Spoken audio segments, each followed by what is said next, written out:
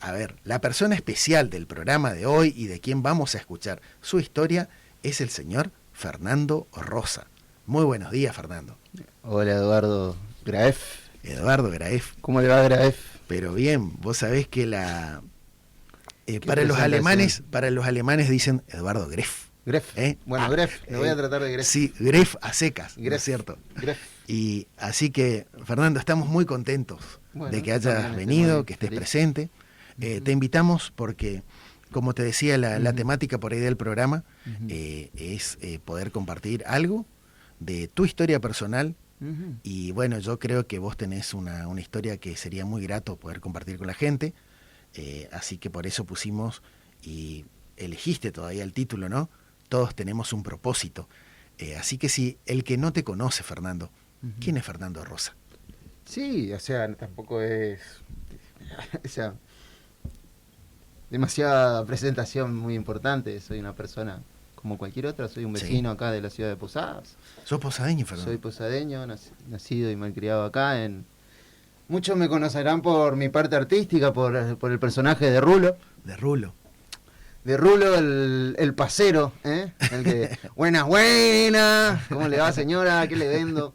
Sí. Y por mi parte humorística, por el Festival del Litoral y por esas preguntas que vos decís, que aquel que quiere escuchar, ojos para ver, oídos para escuchar, Sí. Entre medio de chiste y chiste, por ahí Rulo tira mensajes. Sí, porque sí, más de una vez Rulo dice, me viene el gendarme y me pregunta filosóficamente, porque el gendarme te para, en el puente y te dice, o en la ruta, ¿de dónde venís? ¿Hacia dónde vas?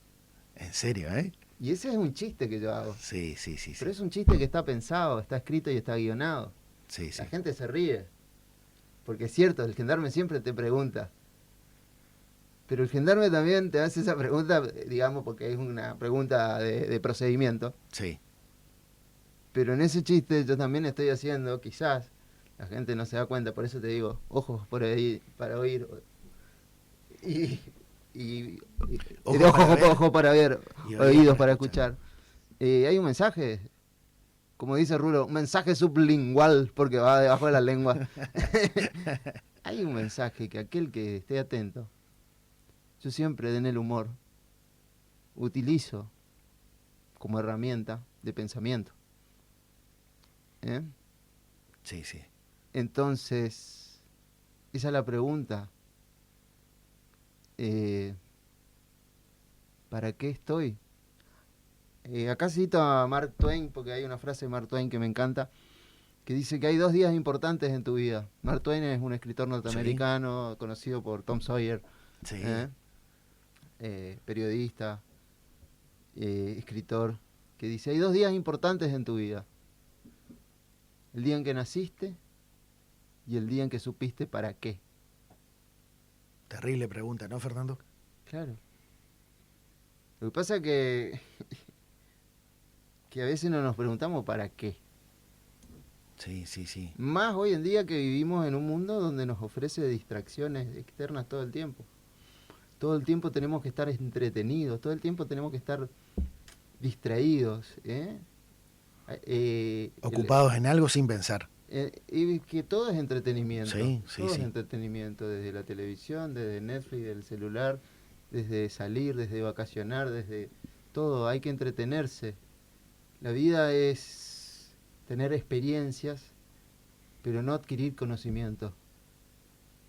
No mirarse hacia adentro, como decía vos hoy. Por eso te digo, es muy... perdón, me desvié de la pregunta. ¿Quién soy yo? Soy alguien simple, una persona acá de Posadas. Sí, y naciste acá en Posadas, Fernando, y te criaste acá también. Me crié en el barrio Patotí. ¿Barrio Patotí dónde queda, Fernando? Avenida Lem. Avenida Lem. Después, bueno, ahora hay un supermercado que lleva el nombre de esa avenida, una cuadra más abajo. Ajá. Casi Avenida Lavalle.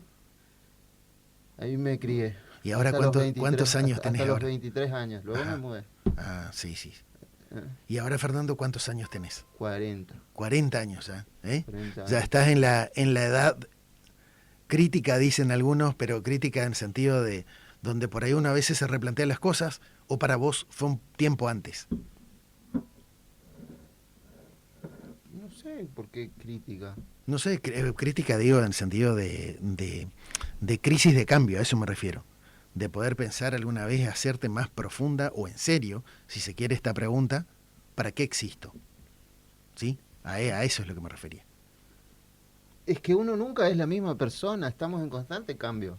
Dinámica permanente. Que yo creo eso. Sí, sí. Si vamos desde Heráclito, filósofo griego que decía que nunca nos bañamos en el mismo río. Sí. Siempre estamos en constante evolución. Hoy yo no soy la misma persona que voy a ser mañana. Porque el cuerpo cambia, las células, todo cambia. Estamos en constante cambio, movimiento. Solo que no lo percibimos, estamos distraídos. El sol sale todos los días, pero sale distinto, el aire, todo cambia todo el tiempo. Nosotros vivimos como autómatas. Eso ya me dijo una amiga, Fernando. Estamos automatizados, ¿Viste? Estamos si todo alienados. cambia. Si todo cambia, ¿por qué no puedo cambiar yo? ¿Por qué no puedo cambiar yo? Claro. Sí. Es más, acá abajo venía por el pasillo y me decían cambio. Sí, cerca de la radio, ¿no? Sí. Tenés razón, Fernando. Y yo le decía, sí, ¿no? Cambio dólar, cambio. No, les explico a los oyentes que estamos acá frente a Cambios Masa. Y te proponen todo el tiempo, cambio. La verdad que son muy positivos en ese sentido, la gente de acá afuera. Es cierto. Fernando, y contame un poquito cómo fue tu edad de niño, cómo fue tu niñez, cómo creciste, cómo fue desde tu nacimiento para acá. Y mira, yo nací en 1982, un 21 de enero. Sí. 11:30 era un jueves. Me acuerdo que hacía mucho calor. No sabés si tenía memoria. No. En el sanatorio diagnóstico, acá frente al Paseo Bossetti, ahora ya es estacionamiento de autos. Sí. Viste que también todo cambia, ¿viste? Todo cambia, sí. Y bueno, y nací con una discapacidad, una artrogriposis múltiple congénita, lo cual me llevó desde los 3 meses. Bueno, en resumen es un problema en las articulaciones de los miembros inferiores, o sea, las piernas y las manos. Por suerte, gracias a Dios, en un grado muy leve, porque podría haberme tocado en la columna o en la cadera, lo cual eso iba a afectar mucho mi crecimiento y podría haber afectado, al no crecer la columna o la cadera, los órganos vitales y provocarme la muerte a los 6 años, digamos.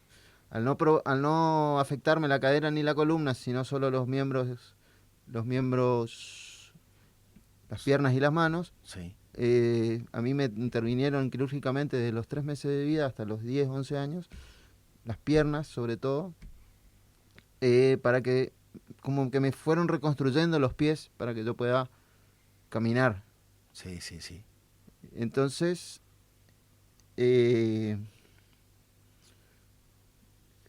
desde chiquito estuve poniéndole el cuerpo, pero también con la ayuda y el apoyo de todo un entorno familiar y la ayuda de mucha gente que siempre agradezco, gente anónima, porque a veces hay mucha gente que hace lo que hizo que yo hoy esté acá conversando con vos, que yo ni siquiera conozco. Gente desde enfermeros, desde médicos, sí conozco, el doctor De Mayo me operó desde chiquito, que bueno, paz descanse, dejó hace rato, pero hay una sala de quirófanos en el hospital pediátrico que lleva su nombre.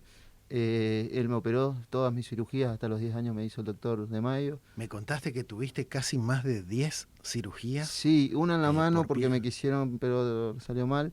Así que las manos me arreglo bien con mis manos.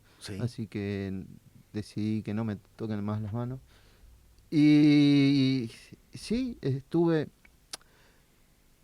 digamos, pero no por eso no tuve una infancia feliz. Bien, digamos. No, para nada. Tuve que atravesar eso, pero, a ver, te cuento. Todo eso sirvió para que yo esté hoy acá, digamos. Mi mamá tuvo una pérdida al primer mes de vida. Le faltó ácido fólico, eso fue lo que pasó en el año 82. Por eso la discapacidad después. La discapacidad después, sí. Sí. Y al primer mes de vida tuvo la opción, digamos, de abortar. Sí. Y ella decidió pasarse los 8 meses en cama. Para tenerte. Para tenerme. O sea que yo, lo que es el milagro de la vida. Primero, de todos los espermatozoides fui yo el ganador en la carrera esa. Sí, sí, sí. Luego, la decisión de mi madre de tenerme. Luego, esta circunstancia de tener esta discapacidad. Y luego todo este acompañamiento, bueno, que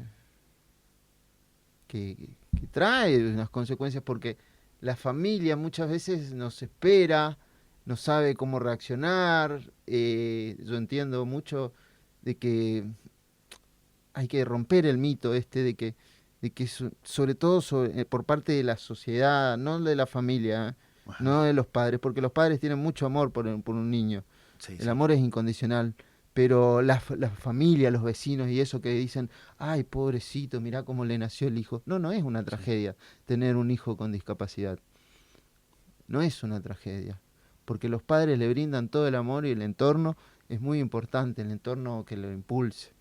Luego papá y mamá se separan, yo tenía 2 años, mamá se va del país, y papá queda con mi hermana mayor y conmigo, y papá comete el error de construir su casa en la casa de la suegra.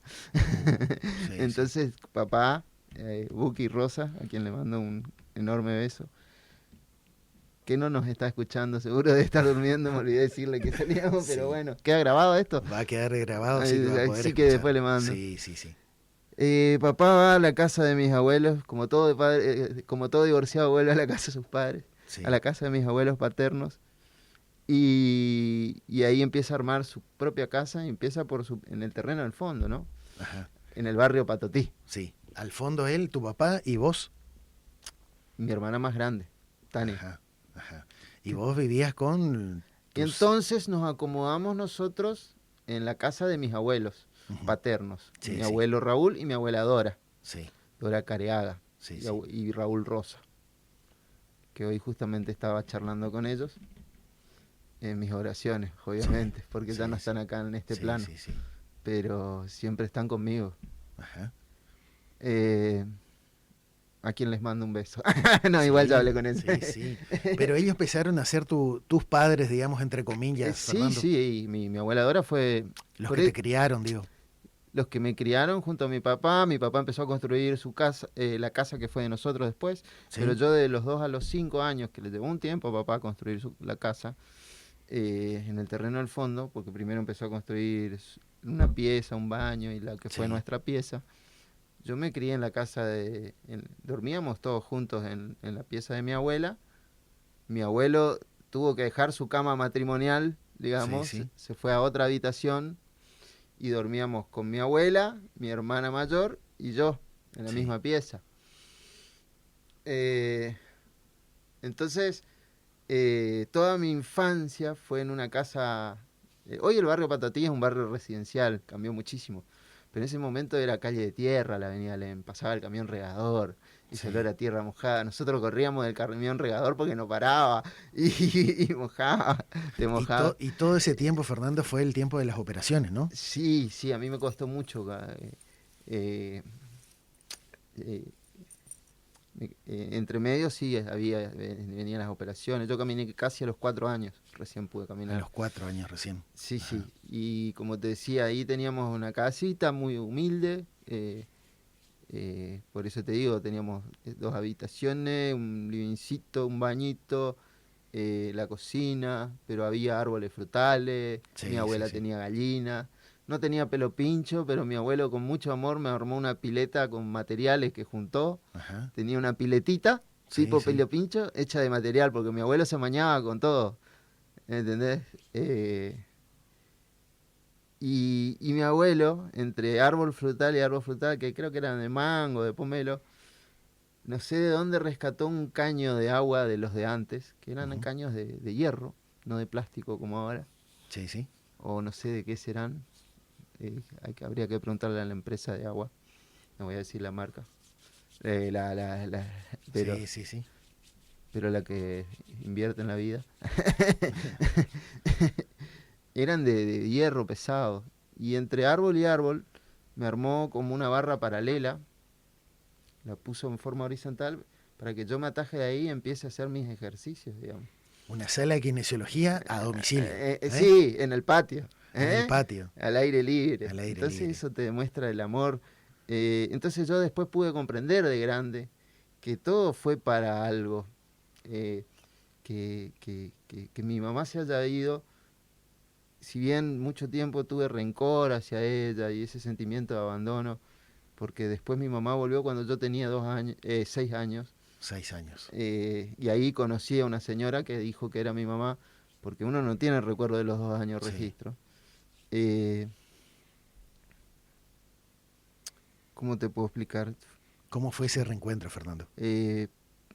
Digamos, perdón, pero quiero decir, sí. pude perdonar eso porque yo gané otra mamá más, después gané la otra mamá más con la segunda esposa de mi papá, que también me brindó otros hermanos. Sí, sí, mirá. Entonces todo fue ganancia. Entonces, cuando uno quiere que las cosas sean como uno quiere, sufre. A ver, contame qué querés decir con eso. Que las cosas, uno tiene que aceptar las cosas como son y no como quiere que uno sea. Porque las cosas son, para algo son las cosas. Porque si vos no aceptás como son las cosas van a ser igual, como vas a sufrir, de balde vas a sufrir. Porque las cosas, la realidad es, te guste o no te guste. Sí, sí, sí. Entonces, cuando vos te ilusionás, cuando vos tenés la fantasía de la familia perfecta, de papá y mamá juntos, y no se da, sufrís. En cambio, cuando vos aceptás que papá y mamá no están juntos, pero te cría tu abuela y papá encontró otra señora y esa otra señora te dio 2 hermanos hermosos y después mamá te dio otro hermano maravilloso como es mi hermano Max, entonces al final la familia, la idea de familia que yo tenía imaginaria era imperfecta. Sí, o sea, hay alguien, algo o lo que vos quieras creer. En esto no quiero inducir a la gente, sí. Pero hay algo superior, primera energía, o lo que quiera pensarlo, porque se manifiesta de diferentes maneras o como quiera creer la gente, que nosotros no podemos explicar. Y que cuando nosotros queremos jugar a ser Dios, Buda, no sé, ponerle el nombre que quiera, si querés ponerle Sapo Pepe. Sí. Ahí es donde sufrimos. ¿Me explico? Sí, sí. Cuando yo quiero que me quiera porque yo le quiero, entonces ¿por qué no me quiere ella a mí si yo le quiero? Y porque ahí esa persona no es la que es para vos, es otra. O ¿por qué entonces estamos sufriendo? Porque nos ilusionamos, porque generamos, porque queremos jugar a ser los armadores, los directores de esta obra de teatro que se llama vida. Y ahí vuelvo a mi oficio de teatro, digamos. Sí, Cuando nosotros no somos directores, sino no somos simples actores, instrumentos de un gran director que se manifiesta de otras maneras. Y que el plan ya está dictaminado y está perfecto. Y así es, Fernando, la verdad que muchas veces pretendemos alterar esa realidad que estás diciendo, ¿sí? Yo también no quiero alterar la realidad de nuestro programa, ya apenas 3 minutos nos separan de las 9 de la mañana. Mirá, con esto que estás contando, Fernando, recién escribía Mastro Giovanni, un señor, dice, qué personaje el Fernando, dice, le mando un fuerte abrazo, y Buki, un ex compañero mío, dice, tu papá, ¿viste? Así que también te está escuchando, bueno, muy un saludo. agradecido. Así que, Fernando, mientras nos vamos preparando para escuchar algo de música, para poder relajarnos un poco, y después seguimos contando la historia, ¿te parece? Sí. Hoy porque estamos hablando de que todos tenemos un propósito, ¿sí? Fuimos recibiendo algunos mensajes de nuestros oyentes, alentando, mandándote saludos a Diego Méndez, así que Fernando, la gente te está acompañando también, así que agradecidos a todos los que nos están escuchando, a Mónica, que me escribe desde Mendoza. Dice aquí, sí, recorriendo un poquito las cordilleras de la Argentina, escuchando por www.cadenaexpress.com. Así que muchas gracias. Y nosotros estábamos charlando, Fernando, justamente de cómo fue tu niñez, cómo fuiste afrontando esta discapacidad que tenés, ¿no? Y por ahí en el corte estuvimos charlando un poquito. Yo te decía si tuviste miedo cuando eras niño con tantas cirugías, o si tenés miedos hoy. ¿Cómo fue esa parte de tu vida, Fernando? Sí, miedo siempre. Bueno, miedo a la cirugía, sí. Lo que pasa es que en aquella época, primero que no se trabajaba con psicólogos para niños, o por lo menos mis padres ignoraban, y yo me aguantaba, no decía que tenía miedo, pero yo sabía que una vez o dos veces al año me tocaba eso. Sí. Y hoy recomiendo mucho que a los chicos que no se guarden las cosas, que lo digan. Yo poder expresarlo, Fernando, expresar, ¿no? siempre Sí. expresar lo que uno siente, expresar lo que sea, lo que no te gusta, expresar es lo mejor que. Y yo entraba con miedo siempre al quirófano, porque sabía que es feo.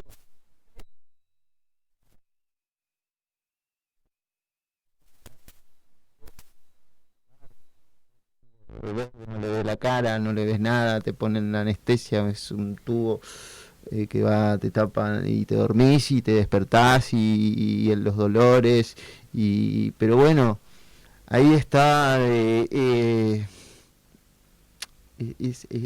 miedo ese que sabía que tenía que enfrentar, y yo no lo decía, papá, tengo miedo.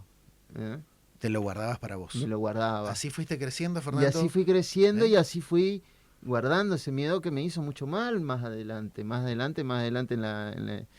porque eso en algún momento estalla, explota y uno se enoja para mal, y uno se hace daño a sí mismo también, psicológicamente, se pelea incluso hasta con la vida, se pelea con Dios, se pelea con todo el mundo. ¿Te pasó eso, Fernando? Sí, me ha pasado, por eso te digo, pero es necesario, todo es necesario para conformar lo que uno es hoy.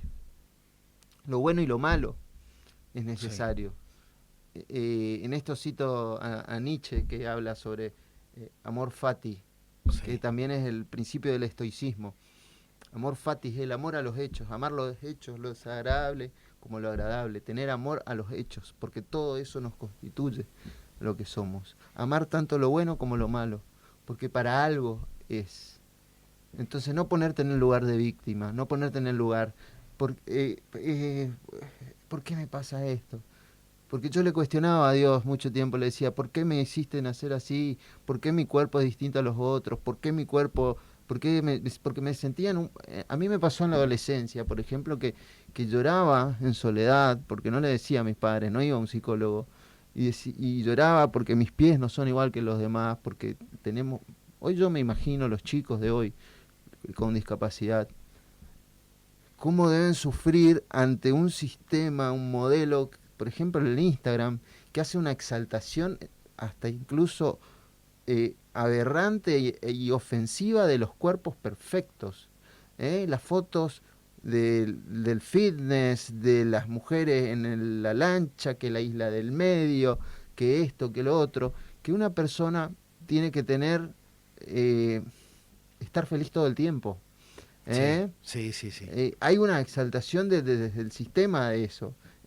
Esa famosa frase, siempre terraza, nunca sótano, que no nos damos cuenta que a cualquier persona, no solo a una persona con discapacidad, que una persona que está en depresión, le puede hacer muy mal eso. Le puede hacer muy mal, es muy dañino. Estamos viviendo tiempos donde por ahí los mensajes de estar siempre feliz es todo un montaje. La gente se saca fotos montadas. Son fotos de mentira, son fotos con filtros, son fotos que están pensadas, entonces son fotos vacías de contenido. No es la realidad, es Instagram, es Facebook, es la selfie, es la foto pa'l face, como decimos nosotros. Sí. Cuando la realidad es otra, cuando no nos encontramos a nosotros, cuando no nos miramos hacia adentro. Entonces yo, volviendo a mi adolescencia que vos decías, lloraba en soledad porque decía, ¿cómo me van a querer así? Me sentía un monstruo, me sentía mal, odiaba a Dios, le decía, ¿por qué me hiciste así? Esa era mi soberbia, esa era parte de mí, porque soy humano también. Uh-huh. Soy humano y tengo miles de errores y todos los días puedo errarla, pero cada vez, mientras tenga la posibilidad de tener vida, puedo corregir esos errores, esos defectos de carácter. ¿Eh?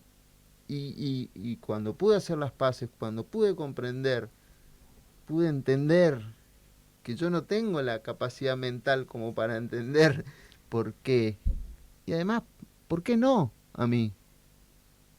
¿Qué tan especial soy? ¿Por qué no a mí? Y fíjate, Fernando. ¿Por qué no? A ver, ¿qué tengo yo de diferente? ¿Por qué no a mí no me pudo haber tocado este cuerpo? Me tocó a mí, y sí, te tocó a vos. Y aguantátela. Esa es la realidad. Y seguí adelante con eso. Y aprendí a reírme de eso. ¿Te sirvió la risa para eso, Fernando? Sí, claro. ¿Te sirve? El humor. Sí. El humor es catártico. El humor. El humor es una herramienta de catarsis. Sí. Primero reírte de vos mismo. Hacer humor el humor es una herramienta vital. Sí. El humor, desde la medicina, te estoy hablando, me remonto a la medicina desde Hipócrates. Mira, cuando los primeros investigadores, vamos a Grecia otra vez, Hipócrates, viste que hacen el juramento hipocrático de los médicos, sí. Habla de los distintos humores del cuerpo. Habla del humor bueno, del humor malo, del humor del mal humor. Uh-huh. Los humores del cuerpo, la linfa, el humor vítreo, el humor acuoso, son los humores vitales del cuerpo que tenemos. Y el buen humor, justamente el humor, se llama humor porque es algo vital para el cuerpo. Sí. No en vano se llama humor. Es vital para el cuerpo. Cuando el humor nivela la energía, cuando vos estás mal, te reís y te nivela. Cuando estás muy arriba, te reís y te relaja. Cuando estás muy abajo, te reís y te sube. Sí. Esa es la capacidad que tiene el humor. El humor tiene la capacidad de hacerte pensar, pero el humor de pensamiento, no el humor de guarango, el humor guaso, sí. No el humor, no la burla tampoco. No hay que confundir el humor con burla. Hay un límite ahí, ¿no? Sí, es una pregunta muy trillada que a veces hacen, si hay límites para el humor. Que eso es algo que yo siempre defiendo. Uh-huh. No sé si tenemos que hacer corte porque hoy nos dijeron que vamos por bloque. Bueno, decime, Fernando. El humor tiene que ser siempre trabajar desde el dolor, desde los temas difíciles, poner el trabajo del humorista es poner en juego temas a veces que no se pueden desde otro lado. Siempre fue así. Sí. Desde que en Occidente. Sí. Estamos hablando de un género con la comedia de 2500 años, donde en Grecia había cuadros de drama y entre medio ponían una sátira y luego otra vez drama. Hablando, por ejemplo, las nubes de Aristófanes. Uh-huh. Luego te puedo hablar del teatro de Molière, que siempre, o el teatro, la comedia del arte, o hablando el bufón, que era el único que podía reírse del rey. Siempre el humor es de abajo hacia arriba, se ríe del poderoso, toca temas, fibras sensibles y hace sátira, hace parodia, hace sarcasmo, ironiza sobre temas sensibles, menciona eso que por ahí no se puede mencionar desde otro lado. Por eso no hay límites. Por ahí el humorista puede errarle, puede tener un mal día y hacer un mal chiste. Pero no por eso ser censurado, castigado. Y en esto defiendo mucho a algunos colegas, porque hay una cultura de la cancelación y de la sanción al humorista, que por ahí hace un mal chiste. Pero ojo, una cosa es hacer un chiste y otra cosa es hacer una burla. Cuando es hacia una minoría. Cuando es hacia alguien que es indefenso. Cuando el humor va de arriba hacia abajo. Eso no es chiste, eso es burla. Eso no es humor, eso es burla. Cuando yo me burlo del indefenso. A ver, doy un ejemplo clásico. Chaplin, cuando le tira el tortazo al policía, es gracioso porque es el vagabundo que se está burlando del poder. Ahora, si el policía le empieza a pegar a Chaplin, nos va a doler. No va a ser gracioso. ¿Me explico? Cómo funciona, más o menos. Entonces, hay mucho supuesto humorista, o hoy los medios,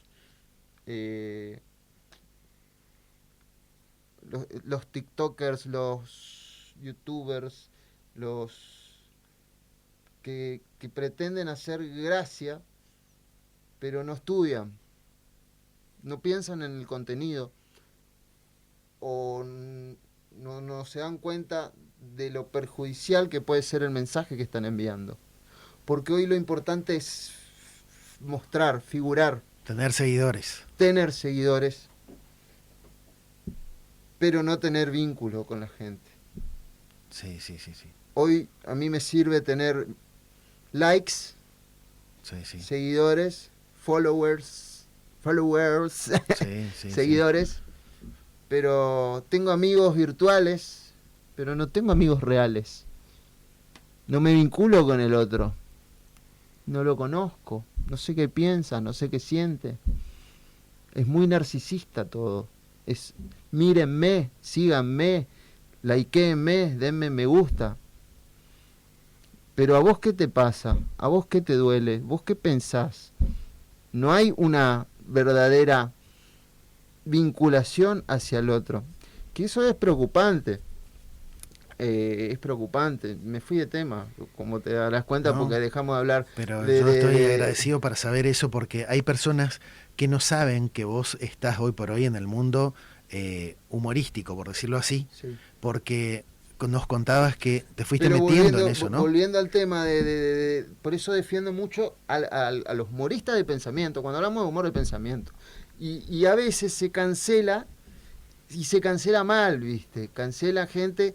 Por ejemplo, yo doy un ejemplo, en el último parlamento que yo participé, el Parlamento para Personas con Discapacidad, venía la gente en silla de ruedas y me hacía todos chistes sobre paralíticos. Venía un ciego y me contaba todos chistes sobre ciegos. ¿Y qué? ¿Por qué? Porque superó, ya, lo tiene superado. Porque el humor le permite salir del lugar de la víctima, ¿entendés?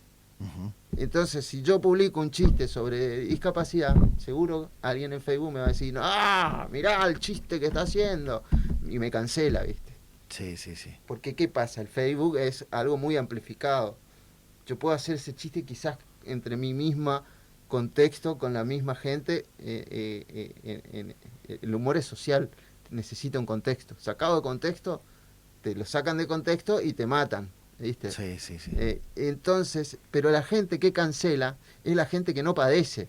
La gente que cancela, la gente que señala con el índice, es la gente que, por ejemplo, no tiene una discapacidad, o la gente que dice, ay, ¿por qué hace chistes sobre gorda? Es gente que no es gorda, por ejemplo. Pero sí tiene el dedo índice fácil para señalar. Y está ahí en el Facebook atento para poder señalar. Pero estoy seguro que no hace nada por el otro. Entonces, esas son cosas que a mí me molestan mucho de esta nueva sociedad moderna, que opina mucho, pero piensa poco. Me parece que hace falta... es tan lindo el ejercicio de pensar, el ejercicio de estudiar, de leer, de capacitarse, de todas las... Si algo nos diferencia de toda la creación y de todas las especies animales, es eso, la capacidad de poder pensar. Y nos estamos autoamputando esa capacidad. Estamos todo el tiempo en busca de la información por la mera información, pero no del conocimiento. Consumimos información, noticias. Somos hasta las fake news. Sí, acumulamos todo, ¿no? Acumulamos noticias y hasta las fake news a veces tienen más efecto que la verdadera. Y no verificamos si es real. Acumulamos nomás. Y estamos en busca de... Y así, Fernando, la verdad que una reflexión importante para ir pensando. Nosotros ahora vamos cerrando nuestro segundo bloque, ¿no? Uh-huh. Porque en el próximo, sí o sí, vamos a preguntarte qué mensajes, sí o sí, porque sí o sí. No podés irte sin contarnos cuál es tu mirada, ¿sí? Porque nos interesa saber eso, el entrevistado nos interesa saber. Mi mirada es miope, ya te aviso, porque tengo unos lentes de 9, Y bueno, en medio de la risa, vamos a un tema musical y ya seguimos con Fernando Rosa. Minutos, aquí estamos en nuestro tercer bloque con Fernando Rosa, nuestro invitado del día de la fecha, en esto que es algo que contar. La gente nos sigue escribiendo, Fernando, acompañándonos, ¿sí? A Fernando, hoy nuestro tema es todos tenemos un propósito, ¿sí? Todos tenemos un propósito de vida y nos están escribiendo, por ejemplo, Javier Rayman, desde la ciudad de Alem, nos dice, Eduardo, te felicito por tu programa, mirá lo que me explicó esto, ¿qué te parece, Fernando? Recuerdo cuando practicabas en el baño de Fátima frente al espejo y pensaba yo, qué loco que está ¿eh? Hay que mostrarle, hoy me mostraste que los sueños que se persiguen se alcanzan. Te mando un fuerte abrazo. La verdad que Javi fue un compañero mío cuando vinimos a estudiar a Posadas en la facultad, allá por el año 97. Mirá cuántos años pasaron, más de 20 años. Así que fuerte abrazo, Javi. Aquí estamos con Fernando Rosa. A Edgardo Escobar también les mando un saludo. A Laura Alvarenga que nos dice, qué gran frase la de Fernando hoy. Las personas hoy opinan mucho y piensan poco. Fíjate vos lo que le llamó la atención a Laura. A mi ex profe, a la gran profe Claudia Menéndez desde Chaco, estoy escuchando, dice, qué lindo lo que relata Fer, buenísimo el mensaje, abrazote cálido para ustedes. Bueno, gracias. Así que muy agradecido que nos estén acompañando y nosotros ya la estamos... verdad que sí. ¿Cómo te sentís vos, Fernando? Y yo más que agradecido. Estás agradecido porque la gente, por ahí algunos no saben que sos humorista y hablamos mucho del humor, ¿no es cierto? Sí. Ese humor que yo... No sé, a ver un poquito, ¿por qué te metiste en el humor, Fernando? Sabiendo de toda esta discapacidad, ¿no es cierto? Pero, ¿qué fue lo que te llevó a...? El humor porque necesariamente yo necesité del humor en los lugares donde estuve. Sí. Fue necesario. Yo estuve en el hospital pediátrico, en salas comunes, en salas donde había niños que yo veía con mucho dolor y yo necesitaba del humor. Fue un bálsamo para mi dolor. ¿Hubo momentos oscuros así en tu vida? Sí, o sea, también también el humor fue para reírme de mí mismo, para evitar lo que hoy le dicen el bullying. Sí. Por ahí los chicos, no por maldad, pero sí por ignorancia, se burlaban de mis manos y entonces yo, como tengo los dedos torcidos y jugaba a los pistoleros, decía que mi pistola doblaba la bala a la esquina, ¿entendés? Entonces ahí yo ya le desactivaba con humor las burlas y tenía la pistola más capa, ¿entendés? La mejor pistola era la mía. La gente no sabe, pero yo tengo los dedos torcidos, no puedo extender todos los dedos, sino que los tengo la mano en forma de garra, digamos. Sí, porque le recordamos a la audiencia, a los que recién por ahí se están enganchando, ¿no? Que Fernando sufrió una discapacidad, ¿no sufro? ¿No? ¿No la sufrís? La vivo. La vivís, que es muy diferente, ¿no? Sí. No es un sufrimiento, tengo una discapacidad. No me define. Es como que vos tengas el pelo marrón. Es una característica. Por eso tampoco se dice discapacitado. La palabra discapacitado es una etiqueta que anula Sí. La gente confunde discapacidad con incapacidad. No, yo soy una persona con no es lo mismo. No es lo mismo. Yo soy una persona con una discapacidad, pero tengo Sí. un montón de otras capacidades. Puedo Sí. actuar, puedo hacer humor, puedo comunicar, puedo sentir, puedo amar, puedo odiar también. Sí. Puedo tener ira, porque también hay que romper ese mito. Sí, No sí, somos especiales. sí. Los divinos, ¿no es cierto? Sí, pobrecito el No chico. somos ni pobrecitos, ni somos angelitos, ni somos nada. Somos iguales. Y en el humor que estuviste haciendo, Fernando, últimamente. Y en el humor justamente es eso. Tocar temas rígidos y convertirlos, por eso decía, a veces el humor te lleva a lugares muy oscuros para poder enfocarlo desde el humor. Sí, sí. ¿Entendés? Cuando yo trabajo el humor en teatro, cuando yo escribo mis guiones para teatro, Sí. que no es lo mismo el humor en festivales o el humor que hago en fiestas sociales o en fiestas empresariales. Son diferentes. Son diferentes contextos. Sí, sí, sí. Un humor en festival, en un humor en un cumpleaños, en un humor en una fiesta empresarial, que en un humor cuando yo hago una obra teatral. En una obra teatral yo me permito hacer un humor más de pensamiento, un humor más crítico, social, coyuntural sobre las cosas que están pasando, un humor más político. En un cumpleaños no me voy a poner a hablar de humor político, sino que voy a hablar de cumpleañero, anécdotas de la familia, ¿entendés? Sí, en un sí. festival la gente no me está esperando a mí, está esperando a que toque su conjunto favorito chamamecero, y yo lo que tengo que hacer es el aguante entre que arman los equipos. Le haces el soporte. Le hago el soporte y trato de esquivar los naranjazos, ¿viste? ¿Entendés? Entonces, son distintos contextos. El trabajo del humorista, eso es lo que tiene una dinámica muy, muy, muy interesante, porque tenés que saber adaptarte y tomar las decisiones correctas y sentir la temperatura del público, sentir el clima. Si va por acá el chiste, si no funcionó, tenés que cambiar al toque. Una velocidad mental. Estar muy atento, ¿no, Fernando? Sí, sí. ¿Viste? Y mira, y uno lo mira como, el discapacitado, ¿no es cierto, Fernando? Fíjate por todo eso ese se rótulo. dice persona con discapacidad. Sí, mirá vos, qué increíble. Y la gente confunde discapacidad con incapacidad, que no son sinónimos. Sí, es sí. solo una parte, no me define como persona mi discapacidad. Sí, sí. Hay cosas que me cuestan un poquito más hacer, o capaz me lleve más tiempo, pero lo voy a hacer. Sí, sí, sí, sí. Qué increíble.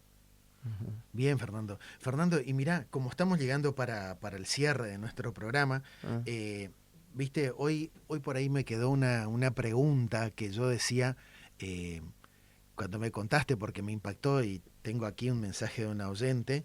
Bueno, me dijo: Eduardo, por favor no digas mi nombre, me dice, pero se ve que pegó fuerte en ella eso cuando decías que tu mamá a los 2 años, cuando tuviste 2 años, se fue de la casa y regresó cuando tenía 6. Regresó en realidad una señora que vos dijiste, que te dijo: soy tu mamá, Fernando, ¿no? Pero vos no sabías si era. Obviamente que sí, pero digo, no la sentías en ese momento así.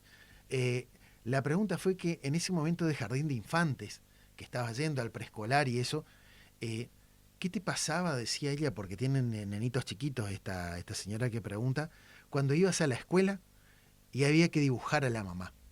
Sí, sí, sí. ¿Viste? ¿Cómo fue ese momento, Fernando, que quedó ahí en el tintero? Esa es una anécdota que yo siempre... sí, yo imaginaba... Era difícil en el sentido de... Me acuerdo que llegaba el Día de la Madre y había que hacer el dibujito de la mamá, y yo me imaginaba a mi mamá, porque... Aparte, porque en aquella época un divorcio no es como hoy. Se había ido y ni siquiera había una fotografía de mamá en casa. De eso no se hablaba, por eso digo, hay que hablar, siempre hay que hablar. Sí. Entonces llegaba el Día de la Madre y había que dibujar a la mamá. Y yo no sabía ni cómo era, ¿viste? Entonces yo para hacer el trabajito dibujaba a una mamá como yo pensaba que era mi mamá, ¿viste? Sí. Y fue algo que después me costó mucho procesar, ¿viste? Tener que hacer el dibujo de una mamá que no sabía cómo era. Pero bueno, gané 3 mamás, digamos. Después vino mi mamá. Cuando vino mi mamá la recibí con todo el amor de un niño de 6 años que anhelaba tener una mamá. Conocí a mi mamá y la amé y la recibí con todo el amor, y después sí en mi adolescencia volvió ese rencor, y tuve, sí reconozco que mucho tiempo me alejé de mi vieja. Sí. Y después pude entender otra vez, ¿viste? Por eso la vida estamos en constante cambio. Sí. En constante cambio, como dicen acá enfrente. Sí. Y hoy estoy bien, estoy en paz, estoy yo en paz conmigo, que es lo importante. ¿Cómo te ves, Fernando, en los próximos 5 años? No sé. No lo sé porque no tenemos asegurado más que el hoy. Ajá. Hoy, disfruto el hoy, el día. Más en estos tiempos de pandemia, nadie tiene asegurado nada. Como decía, no podemos jugar a ser director de nada. Sí. No debemos dirigir nada. Facundo Cabral tiene una frase hermosa que ¿Cuál? dice: Dios te hizo responsable de una sola persona, y esa persona sos vos. O sea, yo soy responsable de mí mismo y no tengo más nada que el presente, que es ahora. Ahora estoy con vos. Ahora en un ratito me pasan a buscar para ir a dar un taller de teatro. Así es. Y bueno, tengo un plan mínimo, obvio que tengo plan, pero yo no sé si me acuesto, y si Dios quiere mañana me levanto y agradezco que estoy vivo y despierto, y así son los días. Pero más planes, ¿para qué? Así es, Fernando. Fernando Rosa, vivamos el presente, ¿no? Sí. Aceptémoslo como es, ¿no es cierto, Fernando? Sí. La verdad que muchísimas gracias por habernos acompañado, Fernando. Sí, yo siempre te digo, me gusta mucho esta, que no es mía, sino que es esto, ¿no? Aceptar las cosas que no puedo cambiar, tener el valor para cambiar aquellas que sí puedo, y la sabiduría para reconocer la diferencia. Bien, muchas gracias. Así llegamos al final del 7º programa. Saludo muy especial a todos los que nos acompañaron. Gracias, Laura Cabral, por tu trabajo en la musicalización de hoy. Gracias a todos los oyentes por las buenas energías y la motivación que nos dan. Sigan prendidos a Cadena Express, la 88.1, porque la mejor música del verano 2022 la pasamos acá. Dios mediante, nos reencontramos el próximo sábado, 5 de febrero a las 8 de la mañana, para seguir escuchando historias con valores, porque todos tenemos algo que contar. Chau. Camino despacito.